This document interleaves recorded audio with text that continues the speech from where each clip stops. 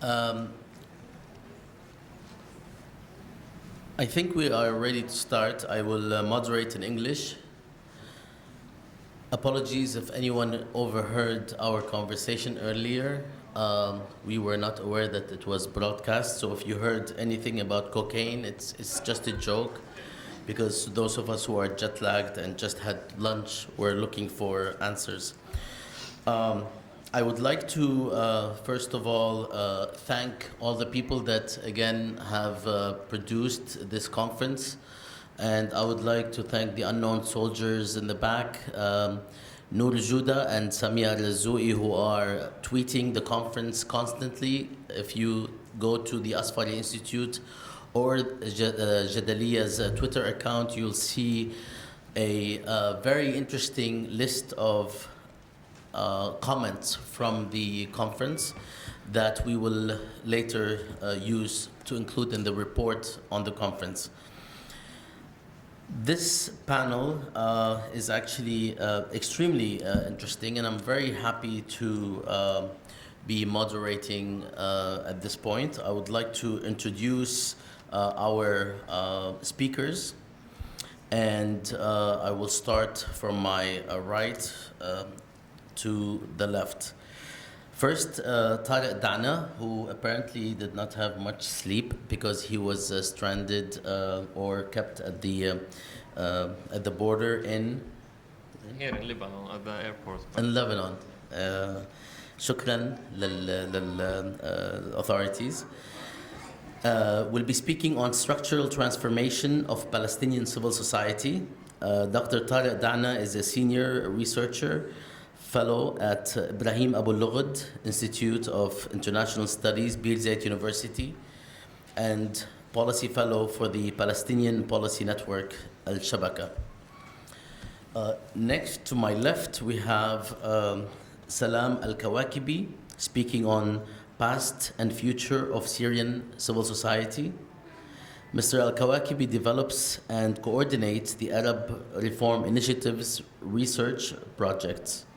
His latest publication is a co-edited book titled Pre-Revolutionary Syrian Voices, the Civil Society Despite All Difficulties.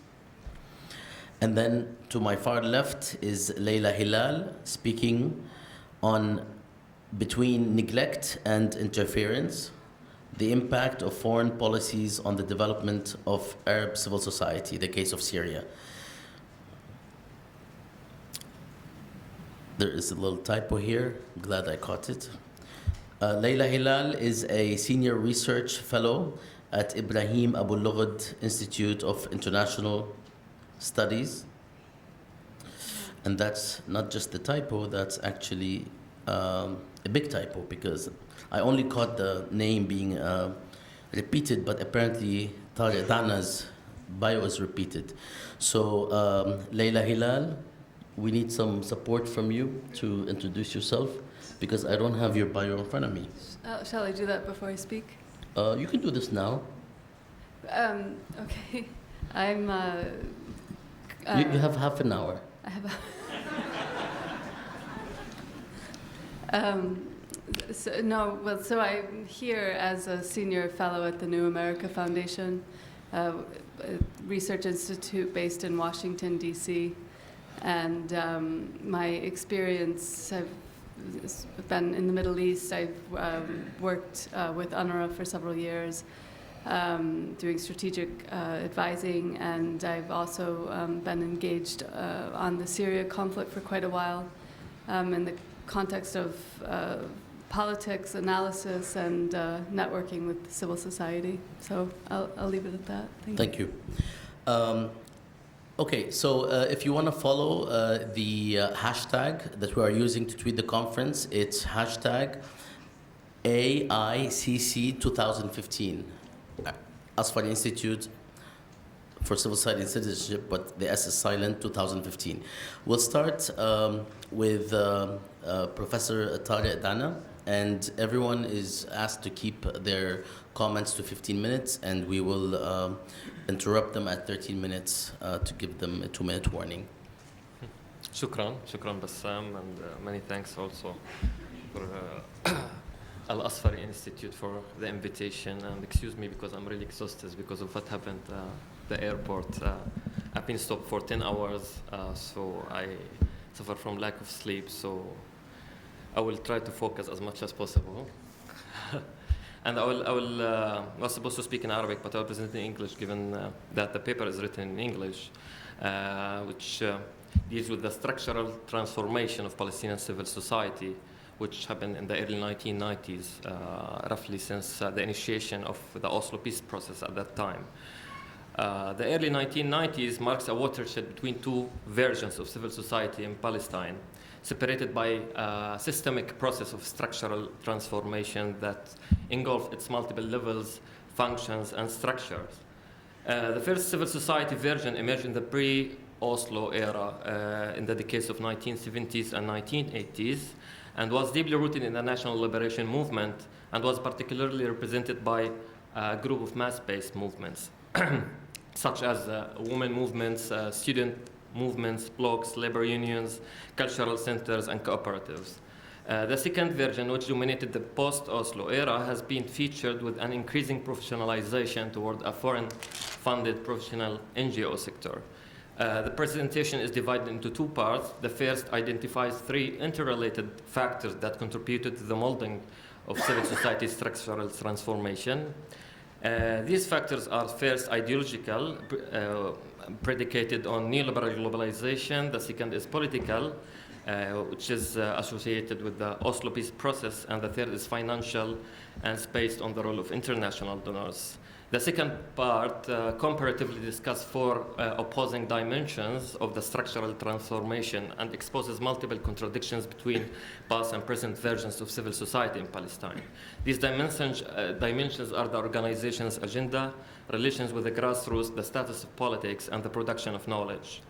Firstly, regarding the factors, the ideological factor, neoliberal globalization, as you all know, neoliberal globalization has revived civil society after decades of marginalization. And the significance of this revival has been reflected in the flexibility of the term and the concept of civil society to surpass strict academic circles to be rather a policy instrument that Western governments and international agencies have incorporated into their agendas. The ascendancy of this globalized civil society is defined by the profilation of NGOs and their central role in a number of externally driven processes.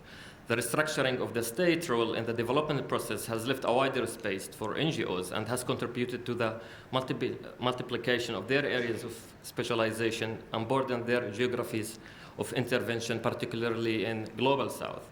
It is now commonplace to see NGOs integrally engaged in multi-layered processes pertaining to the duality of economic liberalization and the promotion of liberal democracy in both countries experiencing political-economic transition and those experimenting with the post-conflict liberal peace paradigm of peace building and state building.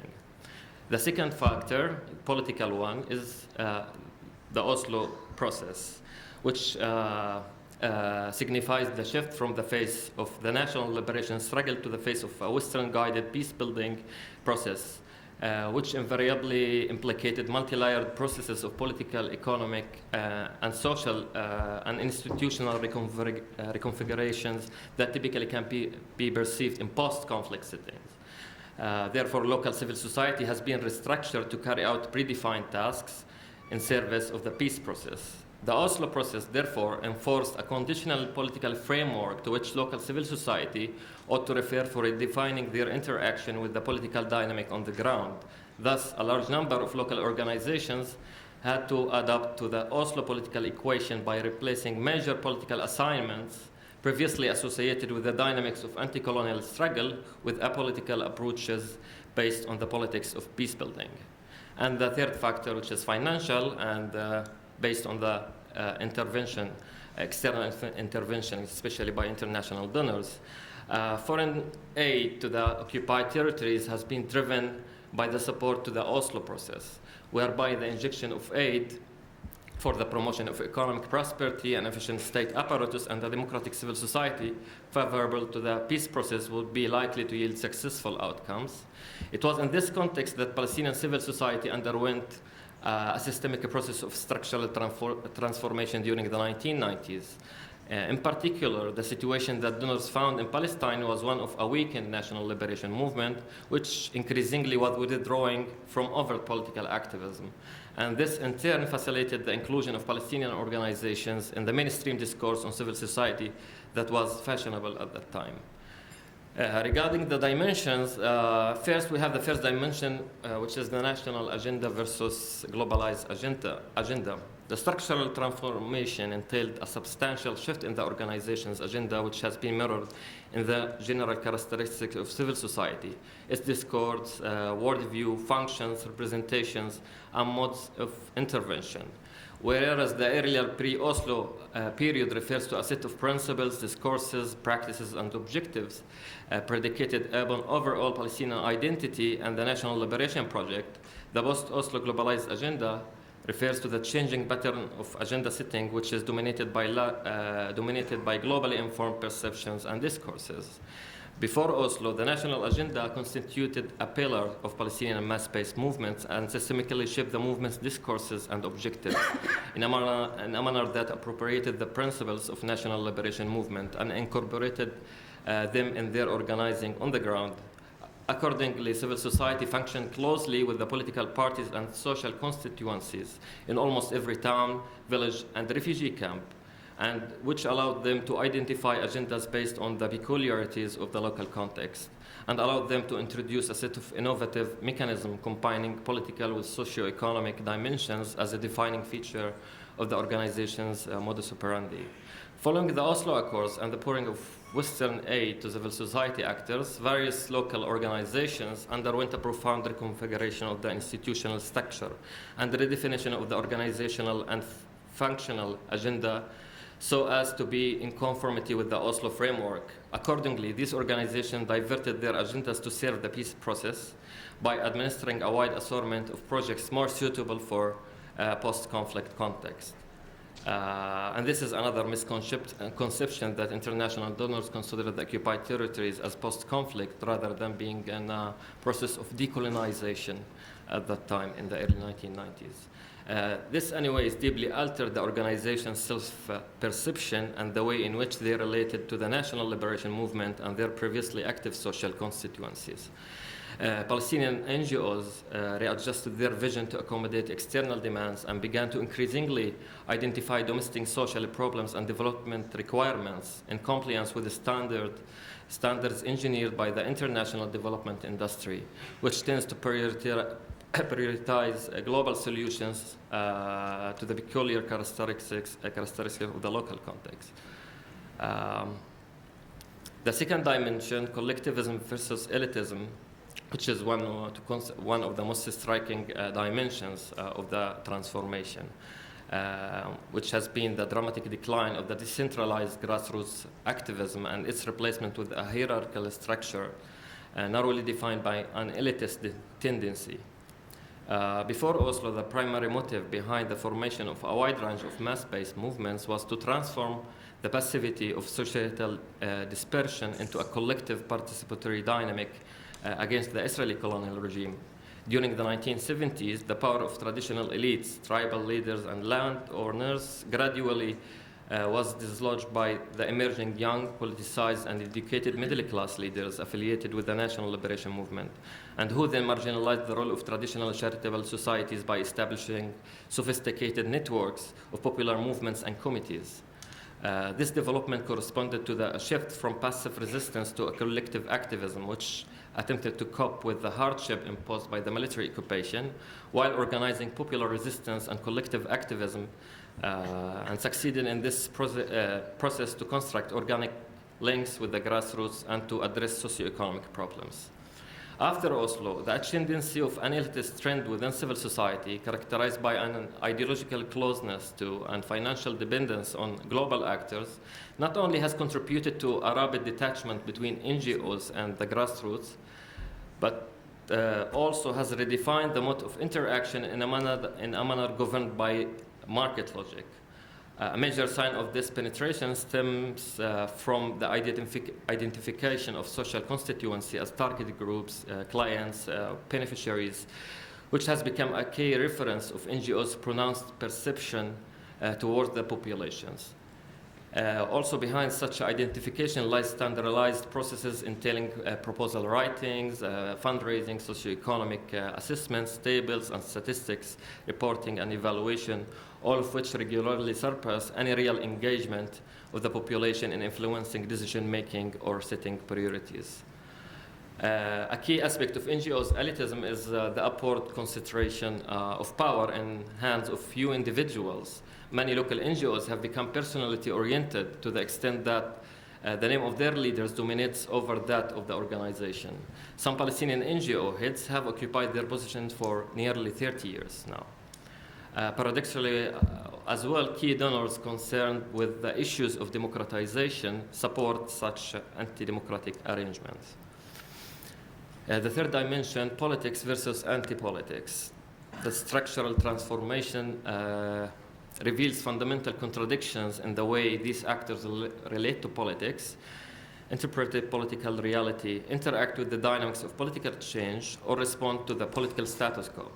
The formation of mass-based movements was primarily motivated by the political rationale that derives national liberation movements to carry out various forms of resistance to the imposed colonial reality.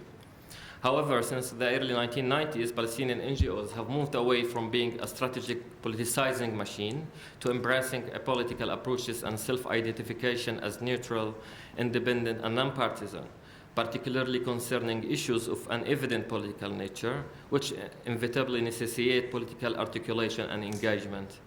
The previously political socialization or mobilization of the grassroots had been replaced with foreign-funded projects of excessive technical character, known for their short-term measurable outcomes that persistently fail to contribute to any progressive change in the political and social processes.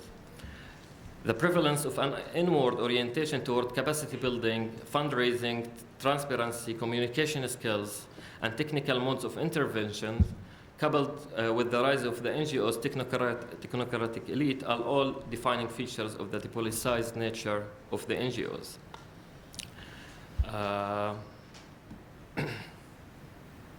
The depoliticization of Palestinian civil society and subsequent decline of the society's political engagement is equivalent to disempowerment. It should be stressed that depoliticization carries within it the seeds of a new political project. Depoliticization doesn't necessarily entail the complete absence of politics. Rather, it is about downplaying politics without articulating it, thus paving the way for a systematic repoliticization. And the last dimension is the production of knowledge. Before, it was about anti-colonial knowledge. After Oslo, it became neo-colonial knowledge. By comparing the shifting patterns of Palestinian civil society's contribution to knowledge production, there appears to be a wide gap between pre-Oslo self-conscious anti-colonial knowledge production and the present consumption and marketing of Eurocentric perceptions on politics, culture, and society. Such approaches to knowledge production laid the basis for resisting the colonization of the Palestinian consciousness. Civil society actors recognized the imperative of projecting and spreading anti-colonial knowledge expressed through myriad forms of resistance practices to the Israeli colonial regime. This activity, in turn, played a defining role in shaping the revolutionary character of civil society and society at large. In addition, this process reflected a real diversity secured by the political and ideological pluralism of the national movement. However, the system of anti-colonial knowledge production was shaken by the striking changes after Oslo.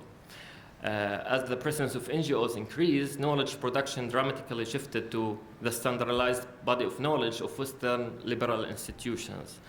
These new forms of knowledge are predicated on neo-colonial notions of cultural modernization that aim to transform social structures and relations for the purpose of hegemony and control. Today, Palestinian NGOs are instrumental in transmitting, consuming, and marketing this knowledge.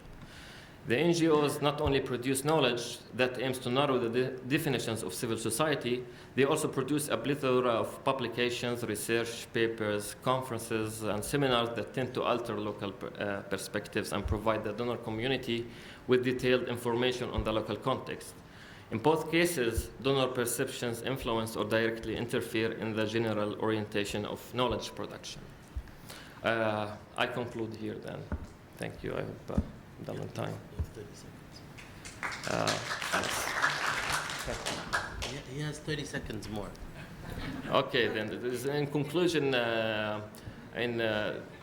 there should be another transformation. However, restructuring Palestinian civil society again to fit and to be more suitable for the local context, that is the colonial context, requires a broader strategy that restructure the whole political spectrum, structures, and a tremendous reform in the whole structure in the Palestinian national movement, and therefore we can expect a more dynamic and resistant civil society to emerge. Thank you. Thank you. Thank you very much, Dr. Dana. We will move next to Mr. Salam Kawakibi.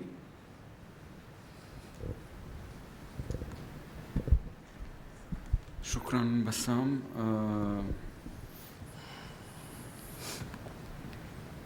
في منذ مدة ليست ببعيدة سأل أحد الصحفيين الرئيس المخلوع أو السابق أو المبرأ حسني مبارك عن لماذا سياسة حكومته تحارب المجتمع المدني، فأجاب قائلا: وما هي مشكلتكم مع المجتمع العسكري؟ وهذا موثق. في حياة أخرى سأل صحفي آخر بشار الأسد عن واقع المجتمع المدني في سوريا، فأجابه بشار الأسد وهذا موثق أيضا، قال له: في سوريا كل السوريون مجتمع مدني، حتى الجيش مجتمع مدني، حتى أجهزة الأمن مجتمع مدني، حتى مجلس الشعب هو مجتمع مدني.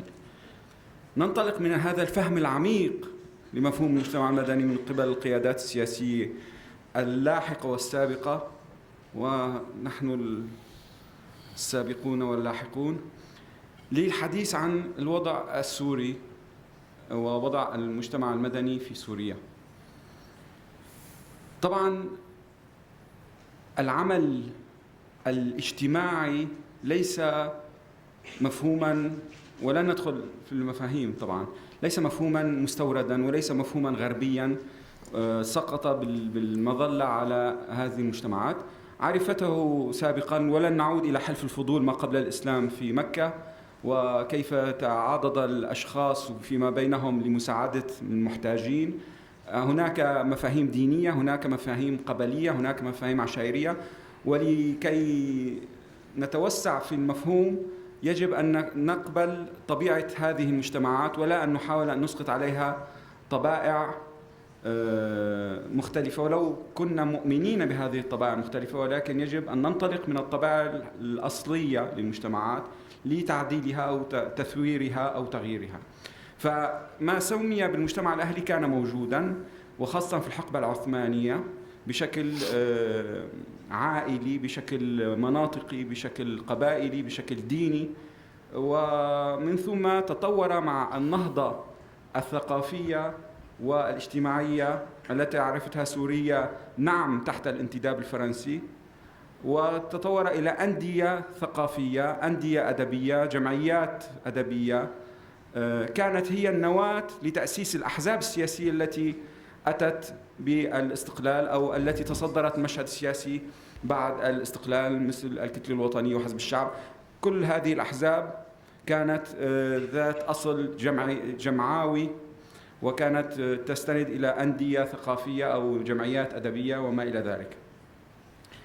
طبعاً أتت مرحلة الانقلابات ولن ندخل في تواريخها لأنها متكررة ومتعددة، فتحول العمل المدني إلى المجال الخيري حصراً، ثم وبحمده تعالى أتت الدولة الأمنقراطية سنة 1970 وألغت تماماً المجال المدني تماماً. يعني عندما أقول تماماً بالمفهوم الكوري الشمالي وليس بالمفهوم الأوروبي الشرقي أو مفهوم الاتحاد السوفيتي سابقاً. بالمفهوم الكوري الشمالي تم تأميم المجال العام وتم إلغاء التعبير المدني والعمل المدني، فيما إلا وصلوا يا شباب تتضامنوا معي بتوقعوا عريضة؟ طبعا. طيب الميكروفون شغال بس الكهرباء مش شغالة كتير. طيب ما بخاف أحكي بالظلام أنا. حاربنا الظلام كل حياتنا حتى نجي نحكي بالظلام بعدين. طيب ما بقى أشوف النوت قدامي.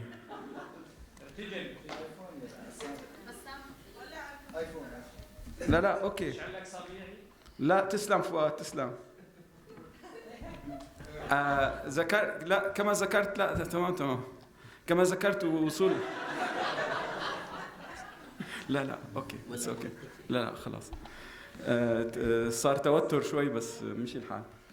وصول الدولة الأمنقراطية إلى سوريا بحمده تعالى مما ألغى كل مجال العمل العام والعمل المدني وحول وخلق ما يفهم بمفهوم المنظمات الشعبية التي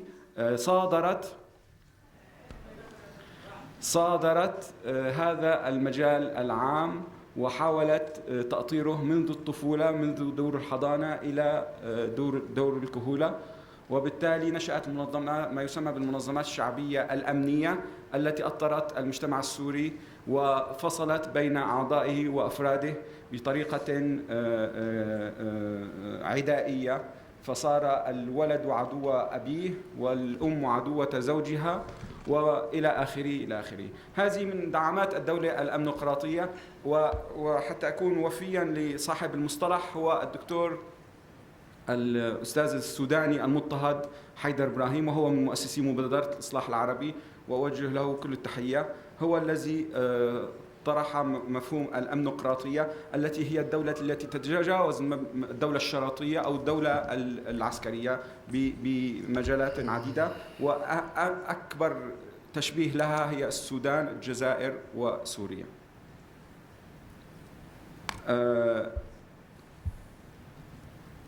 أتت المرحلة التطوير والتحديث، أكيد سمعتوا فيها، سنة 2000، وفهم القائمون عليها بأن هناك لغة جديدة هي لغة المجتمع المدني، فقرروا اختراق هذا المجال الغني والواسع وخلق مجتمع مدني حكومي.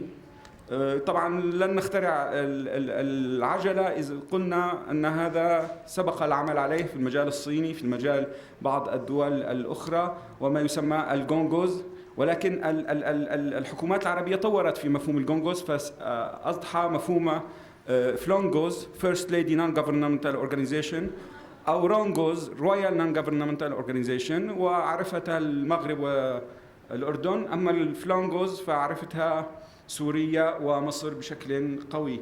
وأتى هذه المنظمات شديدة الحكومية التي تدعي أنها تمثل المجتمع المدني للسيطرة أيضا على المجال الجديد الذي دعت إليه عملية الانفتاح الاقتصادي أو الانفلاش الاقتصادي والفوضى الاقتصادية، للعمل في مجالات محددة تماما هي مجالات التنمية.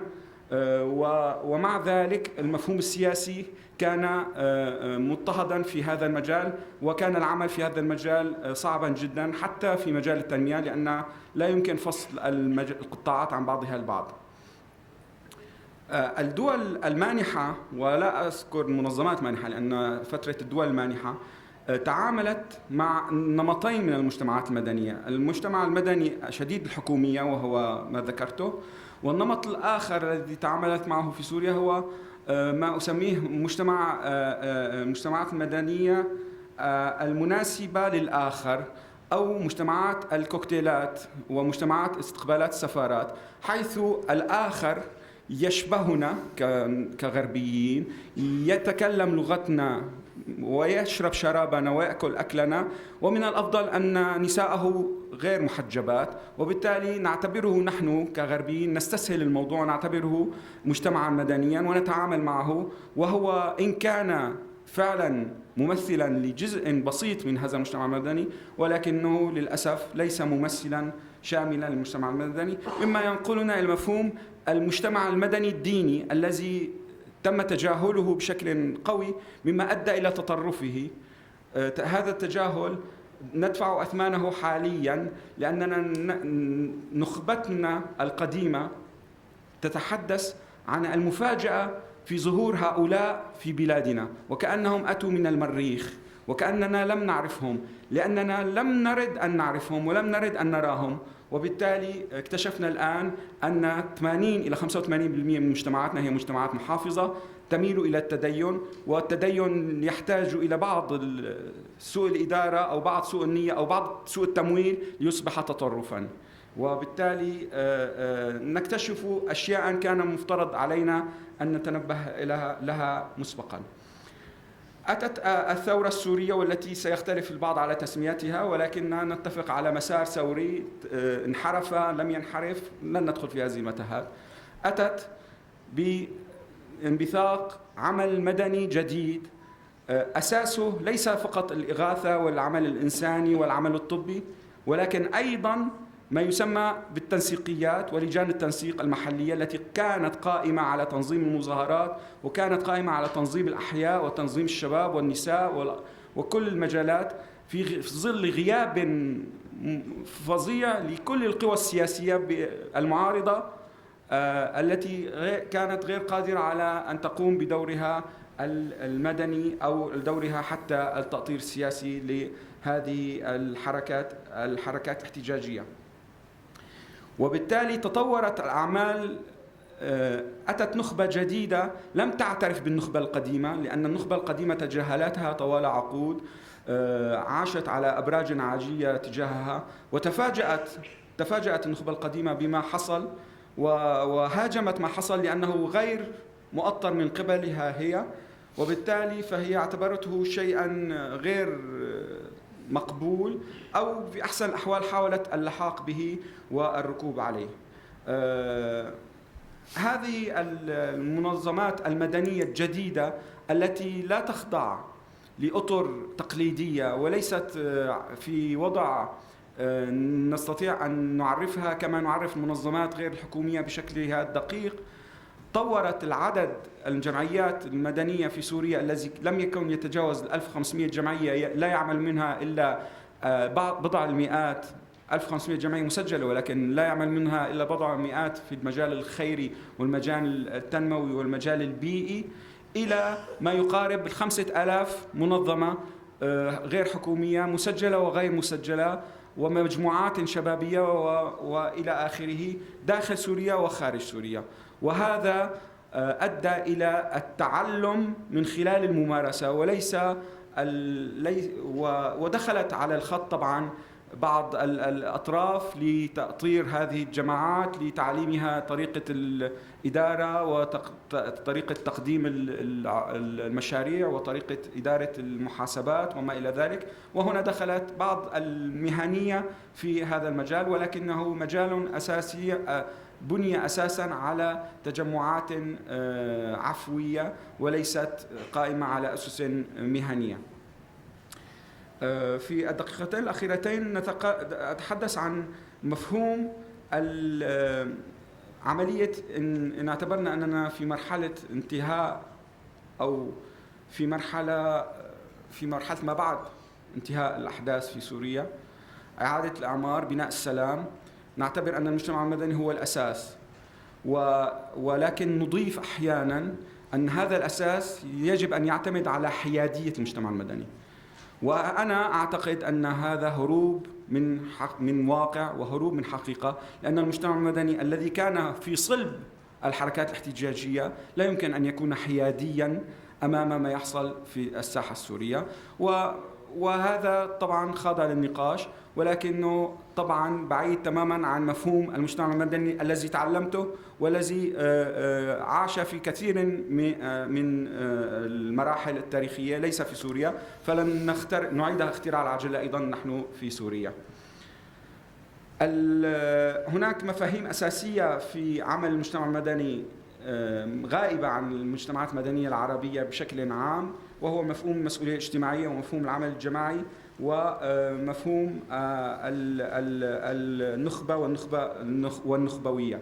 أنا أعتقد أن ما يحصل في سوريا خلق مجالا لنخبة جديدة قائمة على تعريفات مختلفة تماما عن تعريفاتنا التقليدية لموضوع النخبة، وهذا ممكن أن نأتي إليه في النقاش. وأنهي لأقول أنني في المجال السياسي أعتقد أن الدعوة أيضا هناك دعوتان الآن إلى حيادة المجتمع المدني في الصراع السوري الداخلي، وإلى مشاركة المجتمع المدني في المفاوضات التي يمكن أن تقوم أيضا في الساحة الداخلية السورية. أعتقد أن المجتمع المدني لا دور له في مفاوضات سياسية، وتجارب عديدة علمتنا أن المجتمع المدني يخضع المفاوضين إلى ضغوط ولا يدخل في عملية التفاوض، لأن عملية التفاوض هي عملية سياسوية بامتياز، وهي عملية حنكة ومران ولف ودوران كما نقول. وبالتالي المجتمع المدني هو جهة رقابية، هو جهة ضاغطة وليست جهة حيادية، وأكرر على هذا الموضوع. شكرا.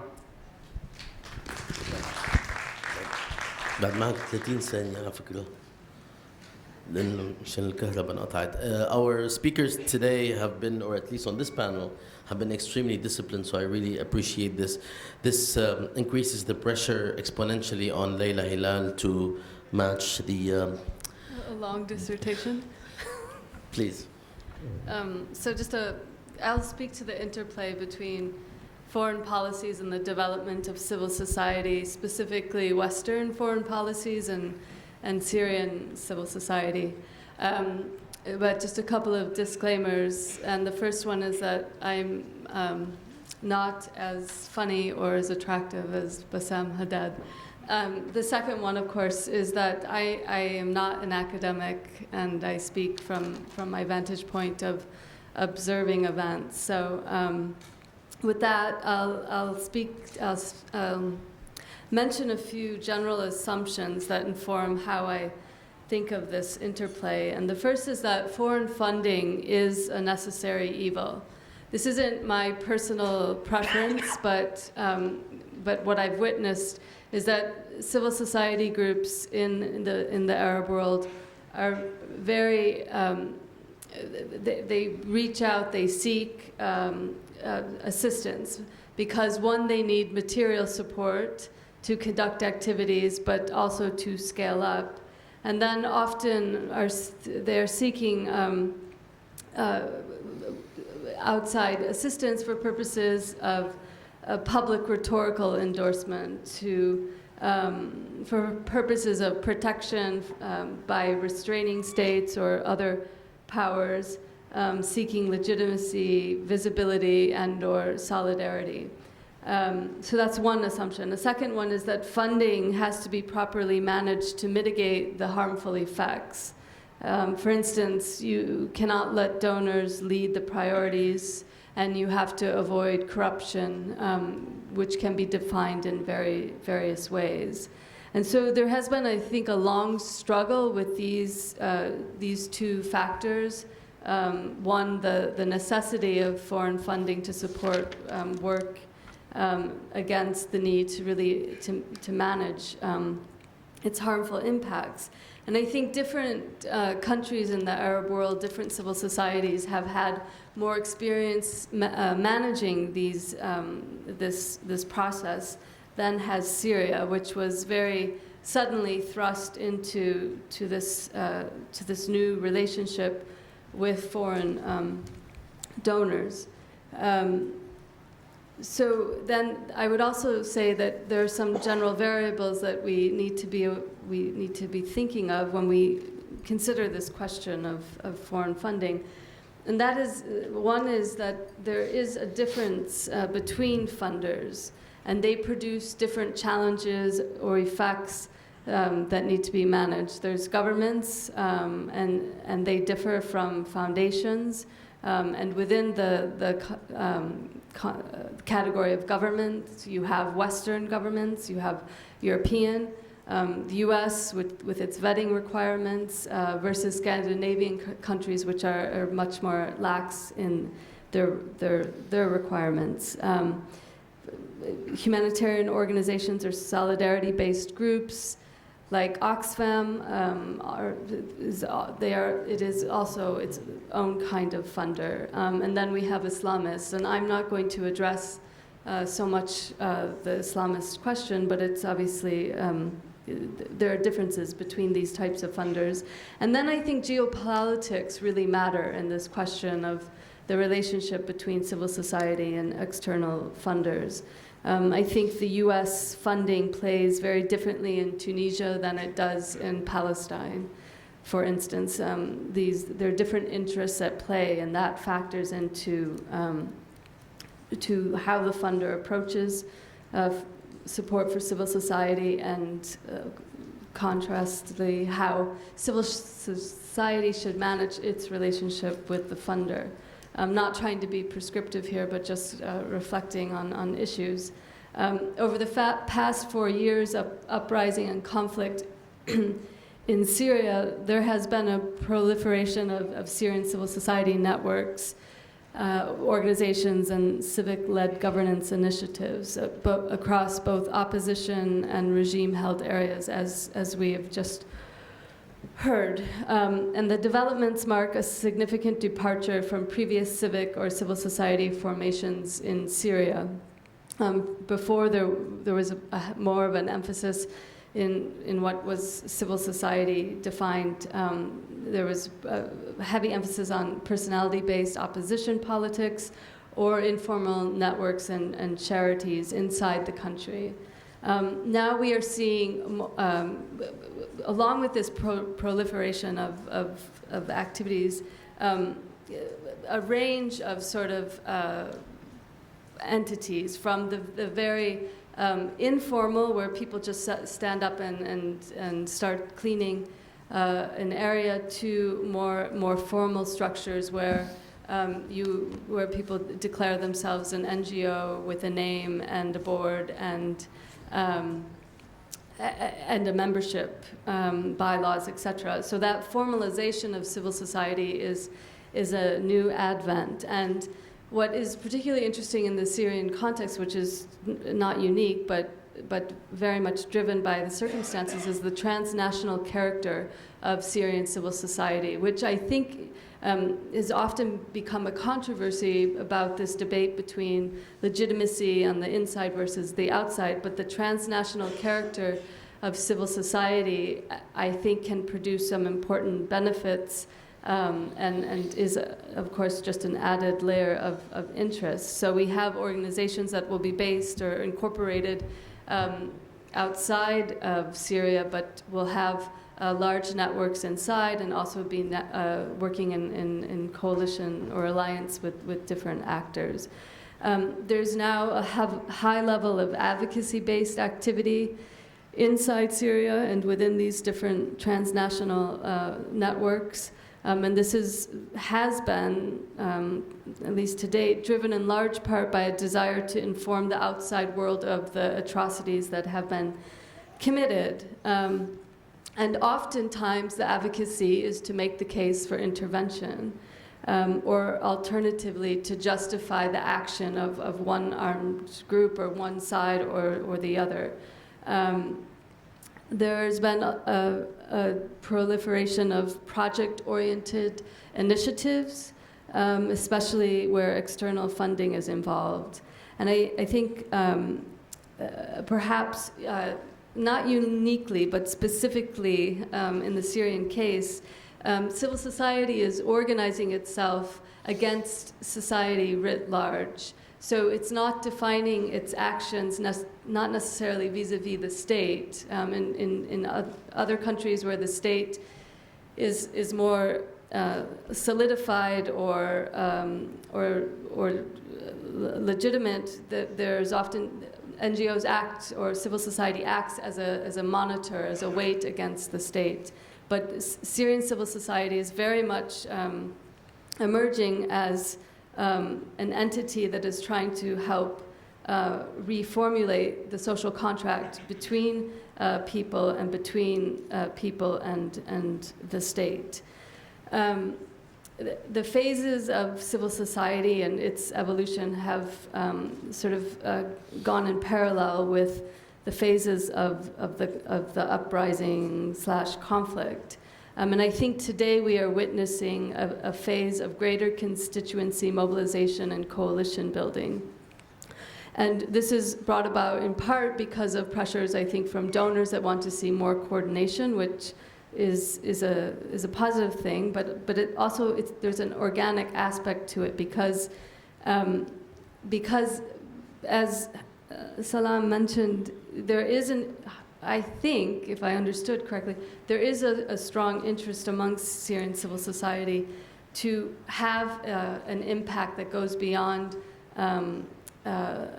mere monitoring, and to have an impact on local events as well as on national politics. And I think what I have observed is that this effort to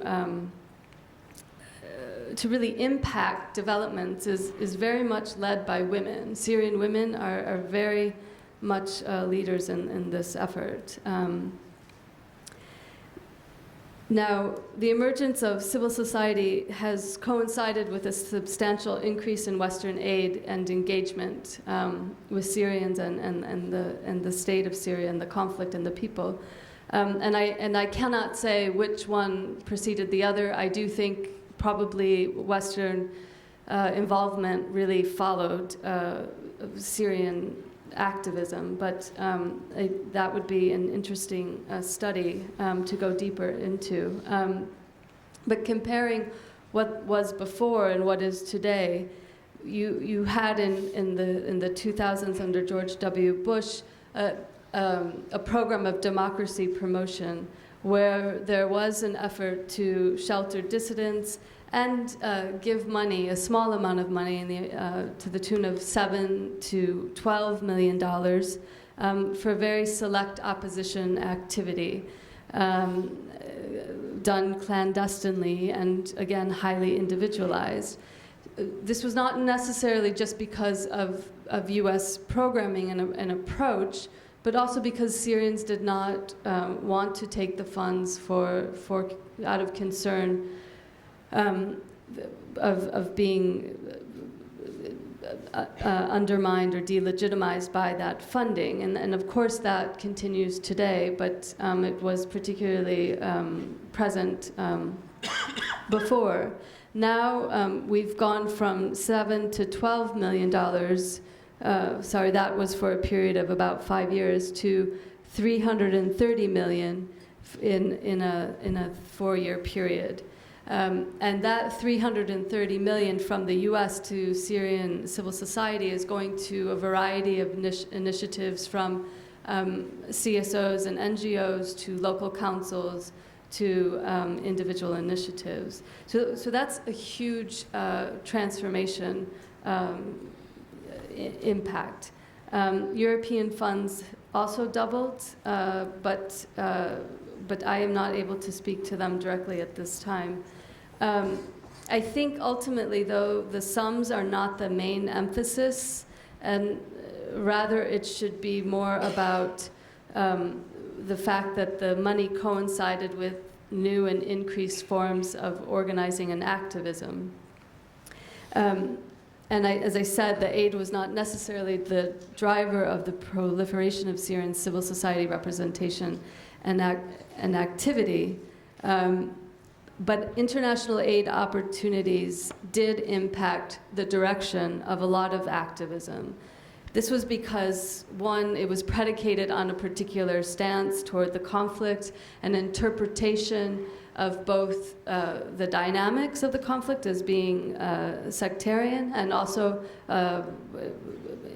was predicated on a particular vision of where Syria should be headed. Now, we can question the sincerity of that stance, but nonetheless it was there. And so we saw a lot of emphasis with Syrian groups to focus on planning for the day after, looking at transitional justice initiatives, thinking about electoral reform, constitution making, etc. And meanwhile, we have today a situation where Syrian civil society that is very much interested in seeing a peaceful resolution of the conflict, they've had much less support and engagement in terms of looking at how do we engage this current context and move forward. 2 minutes. Do I have extra time?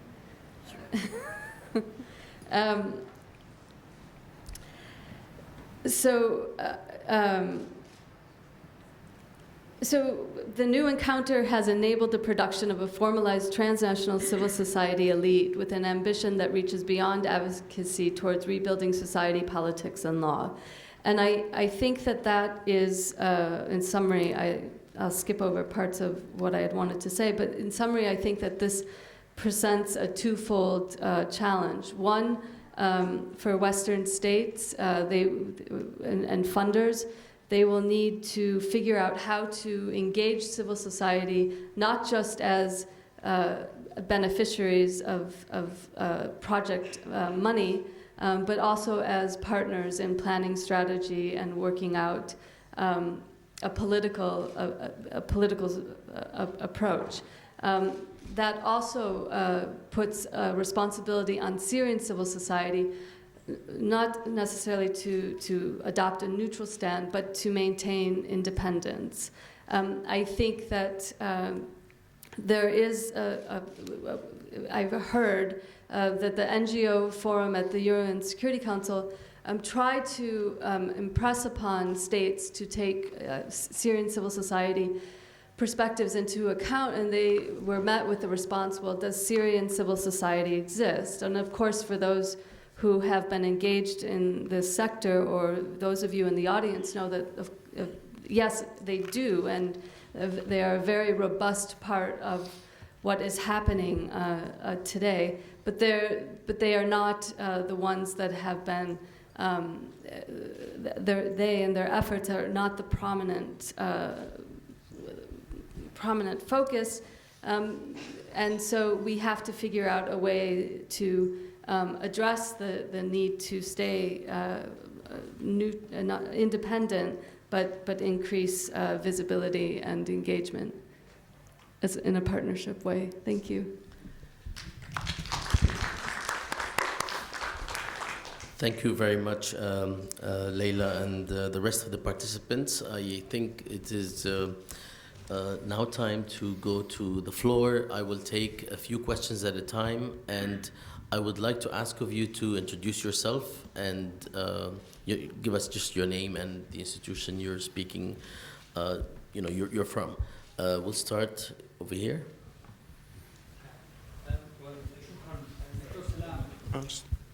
بس لحظة.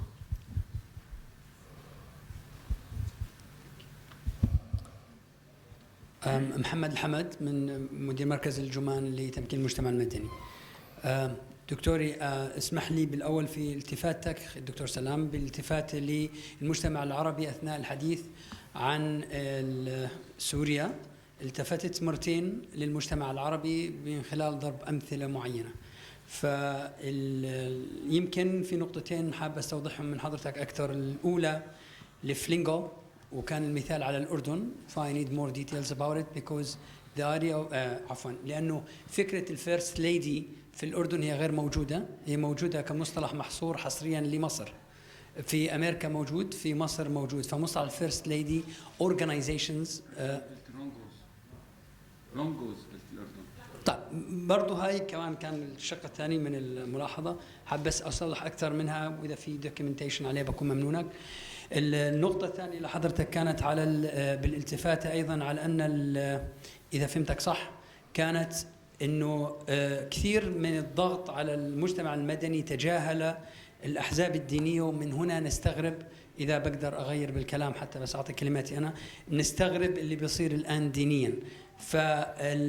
يمكن هون اسمح لي أن أختلف تماما بأنه موضوع التجاهل للأحزاب الدينية كفكرة لم يكن تجاهل الساتش بحذافيره، وإنما كان في هناك أيضا في كونتكست في الستينات والسبعينات والسوينجينج 60s واللوف بيس والكل اللي إجانا من دنمارك، السويدن، يوروب، كل الحياة اللي كانت لحد الثمانينات، كان الكونتكست غير مناسب للطرح الموجود، من زاوية أنه كثير من المصطلحات الدينية المستخدمة في تلك الفترة المودرن بتعريفها في زمن الستينات والسبعينات لم يكن مستساغا ولا واقعيا في المجتمع في حينه. والدليل أيضا بأنه استمرت المصطلحات نفسها مع، إذا أخذنا حزب الإخوان المسلمين كمثال في مصر، في الاعتصام أمام القصر، قصر مرسي تحديدا، بأنه استخدموا مصطلحات مثل السبايا والغنائم وهي غير واقعية مطلقا. فلم يكن الموضوع تجاهل بقدر ما كان ارتباط الفكرة للحزب الديني بغير البلد أكثر منه بالبلد نفسها. one last thing على السريع. السريع لو سمحت. السريع. How would you explain, ma'am, the enthusiasm of women leading civil organizations, Syrian women leading organizations nowadays, when it was the other way around, في what was supposed or referred to as civil society under the authoritarian regime of Syria, and it was the opposite way at the time? Okay, so we need more details. Thank you. شكرا. فاتح وبعدين سامي والعبير. Thank you. على السريع جدا. I look forward to reading your paper in full to find out what's actually behind some of the assertions that you made, because in part, I mean, I would contest some of those assertions. In part because I lived that stage in Palestine, you know, throughout the Intifada and through after the Oslo Accords and all of that, in terms of organizing at a civil society level in Palestine. And I would contest some of what you say in a couple of ways, and we've had some of that discussion electronically on the pages of Al-Shabaka. One is that this binary of popular movements or neoliberal NGOs, I think is not entirely accurate in several ways. One is that popular movements in Palestine were in fact not so popular. They became essentially mobilization efforts on the part of the political factions, of the parties, of the Popular Front and the Communist Party and Fatah and all of them. At one point we had 4 women's popular organizations, 3 agriculture relief committees, 4 health committees, doing work in villages and all of that, attempting to popular mobilization, and that continued after Oslo as well. But it became also very weak. And secondly, those movements also suffered the same criticism that you put on the NGOs, which is the dictatorship model, the lack of democratic process within these popular movements as such. So I'd be interested to know, some of the actual data that you have, and that's why I look forward to reading your paper in a bit more detail. I like very much what Salam said about that actually hints at the idea that we should not really, fall into the trap of looking at civil society organizations as the Western definition of what the civil society is, but rather start with the region, and that we hope to do. But the question then that comes is the initiatives for work in service to the community come from where? And the question of funding here comes in. There is somehow an assumption that, when civil society work gets funded by outside donors, like Western donors or other donors, or even Islamist groups and organizations at the local level, that somehow that initiative is coming from the donors. And we need to think ahead, to think again about initiatives coming from civil society groups in whichever formation they are, whether they are popular movements or whether they are non-governmental organizations with a board, etc., or whether they are communitarian organizations, just orphanages or whatever, then seeking funds, and how that matches up against donor agendas and donor priorities. It seems to me that there'll be a very different, more complexifying way, if I may use this term, to look at these issues, rather than make these kind of binary decisions and needing to determine and put everything in boxes in that way. Thank you. شكرا. سامي وبعدين عبير. في 2 microphones مش هيك؟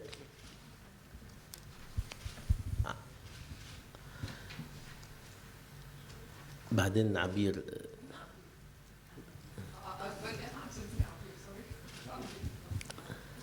بسميك يا عبير إذا بدك. تفضل. سؤال الأستاذ سلام. حضرتك حكيت عن النخبة الجديدة وقلت على أنه ممكن تحكي شوي عنها أكثر. أنا معني جدا أنه أعرف بالنسبة للنخبة الجديدة السورية بتقديرك شو أسباب صعودها؟ بتقديرك شو مدى قوتها؟ وبتقديرك شو ممكن الدور اللي تلعبه بالمستقبل القريب والبعيد؟ My question is addressed to, my name is Abir Shaban, I'm a researcher and academic. Dowry? لا مازال because the question was short. Reem, if you want to go after Abir. My question is addressed to Layla, where's your last name? Hilal, okay. And actually it's about the civil communities or society, if you wish, the name you used, in Syria. If I want to distinguish or use the academic distinction, understanding that you're not an academic, between civil and political rights, then there is the political and the civil. Now, if I want to think of civil community as a community that transfers private issues from the private to the public, such as education, violence against women, same-sex marriage, and all these issues that move into government attention so that government takes action, and that's where the activism is involved. Then I'm a little confused about how does this work with the political constitution and the political relationship between the regime or the government, which you considered as illegitimate, or the legitimacy of government in general, and how is this communication really taking place? And how, what are the actual issues that are related to civil, the private or the community in general that civil societies in Syria work with? Because it sounded to me like they are actually political. شكرا Reem. If you can make it brief so we can afford another round of questions, please. لا ما مشتغل بس معلش خليكي حملتي.